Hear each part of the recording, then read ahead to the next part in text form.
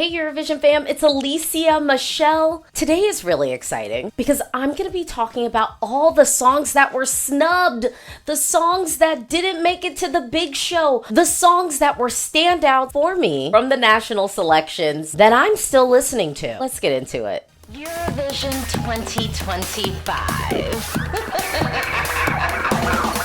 I got a new video.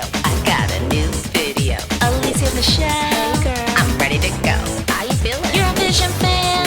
Are you ready for the show? It's 2025. We gotta keep it real. We gotta keep it real. Let's go.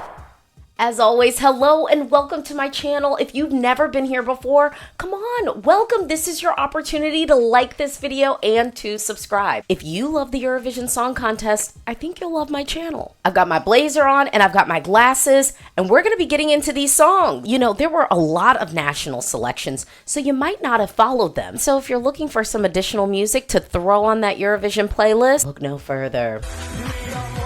So this song competed at Estonian, and I'll be real with you, I didn't realize that this song was going to do as well as it did. I just thought it was a song that I kind of liked, and I wasn't necessarily thinking that anyone else would be that into it. Now, there has been some controversy with the guy who sings this song. Like, apparently he might be a little bit in that, like, Andrew Tate army or something like that. But, you know, problematic views aside, I thought that this song was really fun. When the Estonian playlist came out, this was one of my favorites. Like, this was instantly put on my Eurovision Faves playlist. And I really think I kind of appreciated the song because I was like, it didn't feel like it was taking itself that seriously. Like, it felt like it was a little bit fun, but it was dark and it was interesting. And sonically, I actually said this, and I don't know if anyone will agree with me, there was something about the cadence in his voice, in the way that he was delivering the verses, that was kind of giving reggaeton. Maybe I'm crazy, but it was, okay? So I'm putting it out there. I was enjoying this song. I really was, so we're kicking it off with that one, okay? This was the song that I really thought Estonian should consider. This was the song that I was like, on the Eurovision playlist, I feel like it would be a welcome addition. Now that we've gotten down the line and we've seen what the other countries have delivered, I really feel like I still would love a song like this on the playlist. We don't have that many female performers this year, and actually this year, you know, looking at the national selections, I thought that we could end up having a pretty female heavy, you know, lineup with the singers. But just the opposite happened. I really, really loved her vocal tone. I loved the fact that this was in Estonian. I was a fan of this track. Okay, now I am happy with the way that UMK went. All right, like, I'm totally happy with having Erica at Eurovision, but I'm not gonna lie. There was something special about this song. Like, there was something really special about it. And there was something so special about our performer's vocal. There was something unique in her vocal. It actually kind of reminded me of Alexandra from Canção. Like, just this very crisp, bright, soprano kind of vocal tone, but then paired with this sort of mysterious, dark pop dance track. I really liked this one. Okay, y'all.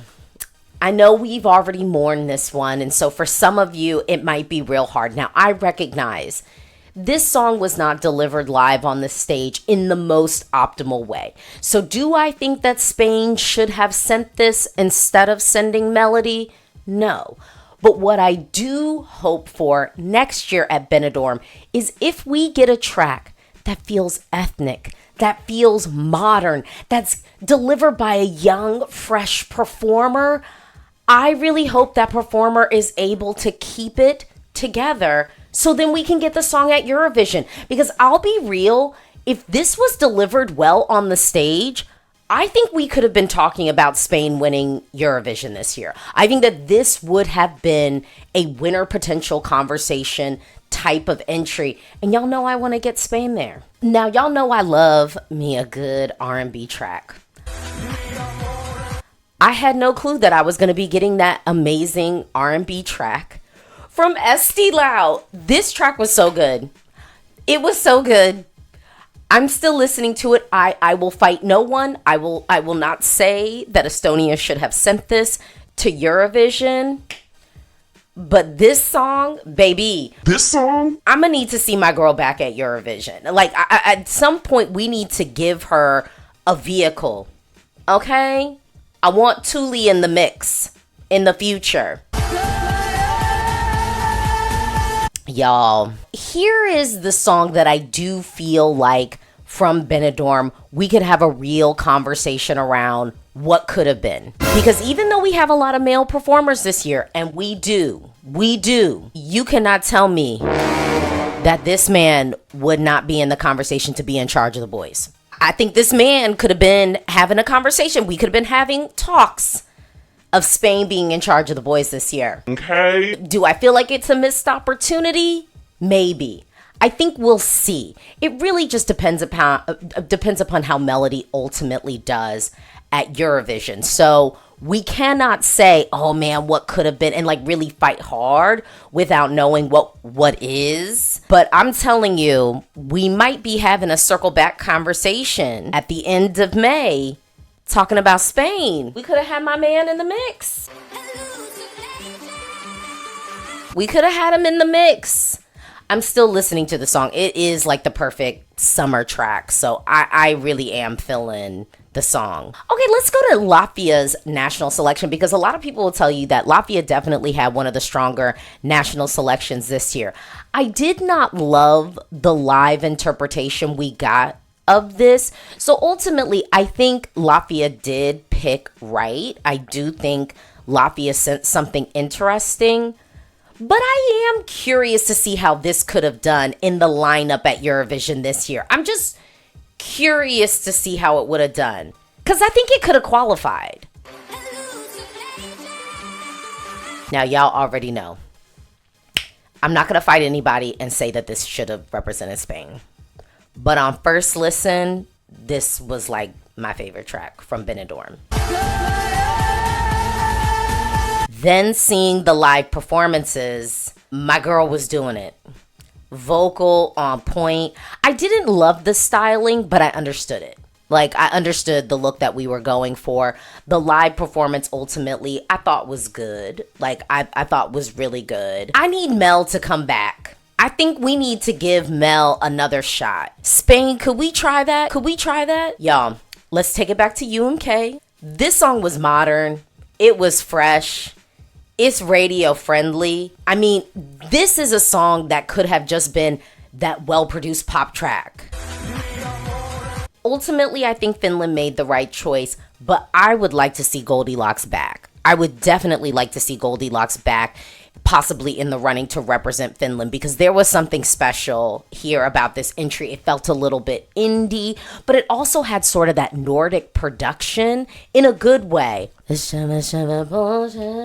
Slovenia. I would have enjoyed this song being part of the official Eurovision playlist.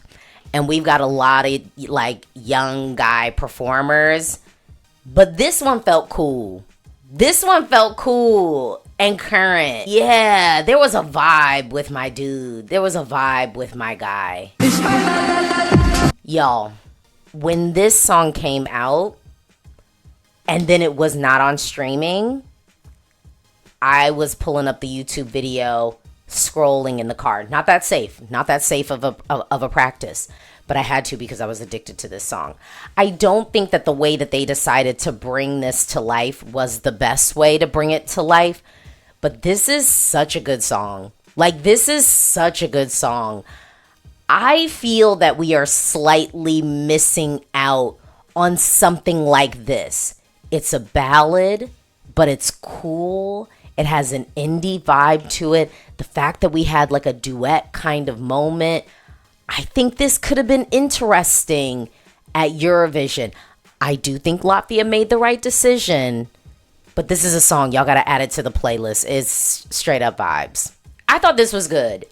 This did not make it from like the first cut at Latvia Supernova, but it was good, and it was cool to see Yus back a little bit more grown up. This song, another one, y'all are gonna see a lot of, like, I don't know if there's more like Latvia in the mix, but I think Latvia is really doing this indie thing well. And I feel like they should ride the wave of this talent a little bit longer. This song might not be for everybody, but it is so good. It is so good. I'm telling you. Another one. The song might not be for everybody, but it's good. I really highly recommend that track. After this year, I'm going to need all of y'all to stop trying to play Ireland. Like, officially. After this year, everybody needs to recognize that Ireland is actually giving us great songs in their national selection. And honestly, Ireland, I might need y'all to send Aggie at some point to Eurovision. I might need y'all to do it. The song is good.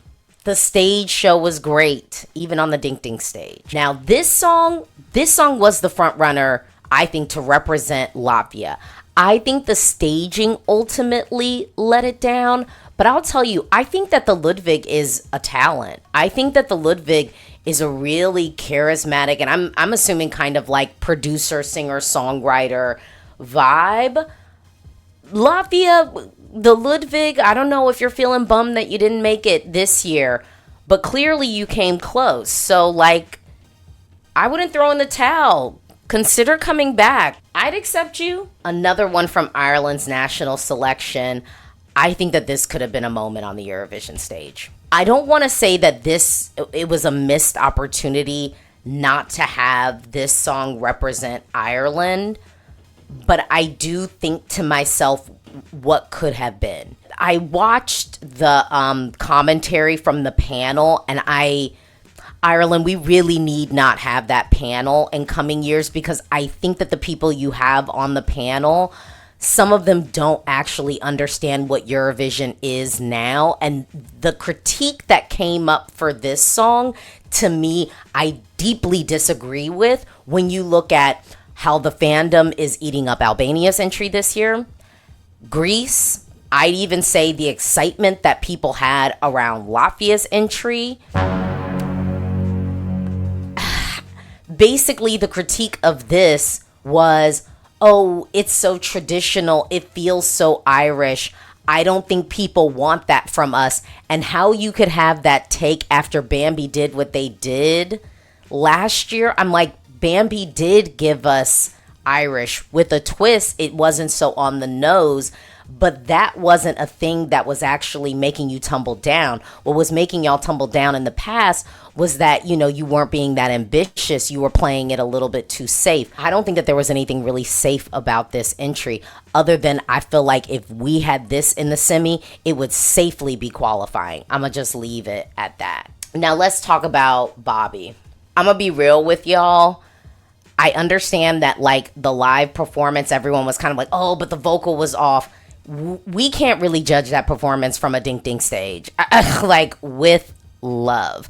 I think Bobby would have been just fine on the Eurovision stage. I think this song on the playlist this year, we would be talking about a top 10 finish. I'm saying it. This song, I do see as a slightly missed opportunity. I don't feel like I feel that about a lot of entries. I don't feel that about a lot of entries. This one, I do wholeheartedly. I think on the Eurovision stage, this would have been a feast. I think it would have been cool, and I think it would have been in conversation. Right now, it doesn't feel like a Party is in conversation. Now, y'all know I love Like a Party, but I might be having a Like a Party by myself. You know what I mean? You know what I'm saying? I might be having that. This song, I don't think would have been there. I think this song, you had the Late Late Show performance, but Bobby was going to do a music video. So people would have been consuming and getting this from a music video. And I don't think people would have ultimately been disappointed with the stage show we would have gotten from Bobby. Turbo Juka. Serbia. Missed opportunity. Now, I'll tell you, I don't know what was going on with the styling at Pazza this year. The styling, I think, hurt some of the entries. I think even some of the staging was a little bit of a step down. I don't know if that's the fault of the performers, the fault of the broadcaster. I don't know what was going on. Missed opportunity. This should have been on the Eurovision stage. This one, y'all know, I love it. I love it. Would it have qualified? Maybe not. Maybe not. But I love the track. Serbia, potentially missed opportunity right here. This would have qualified. I don't care where it would have qualified. It could have been borderline. Who cares? It would have been in the final. It would have been in the final. Now, I did not like the styling of this. The staging was okay that we saw at Pazza. The staging was okay. But Serbia has so many, I think, other options that could have propelled it to qualification. Speaking of other options and missed opportunities, I can hear the bells ring, I can hear the devil sing, oh, oh, oh, oh, oh, oh. Vocala really was the one. Tak porta, oh, tak porta. Somebody said we're missing like good girl bops this year. Well, I present you one we could have had. And the thing I appreciated about this was it was a little trashy in a good way. You know what I'm saying? Like it wasn't like a shiny, pop princess vibe. It was like the dark queen pop princess vibe. You know what I'm saying? Ultimately, if Slovenia qualifies this year, then we all have to shut up and say that Slovenia made the right decision. That's ultimately what we have to do. But until we get to that point, I'm looking at this like, we could have had it on the stage and it would have been welcome on the playlist. Okay, so ultimately, I do think Norway probably picked the right song. Like, I do think Kyle is giving a show. Kyle is giving choreography. Kyle is giving flawless vocals. But I'm going to be real, I prefer this song on the playlist. And even though this is like a weekend reject, kind of, I like the song. I do like the song. Yes, Parasite. This song, y'all, heavy rotation in the car. Heavy rotation. I love this track. I love this track. Could we see the girls back again? Because the live performance was a little static. Our girls could have gotten a better staging package. We need them to do a little bit of choreo. And if they're not going to do choreo, we need to have the cameras.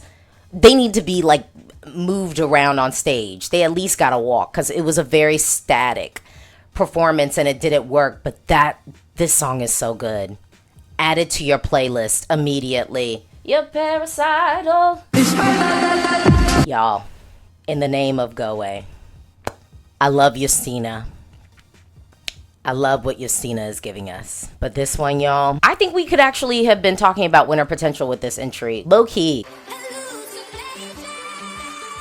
I might be delusional with that, but I think we could have been talking about this in like a winner potential conversation. So cool, so interesting. Poland's never won Eurovision before.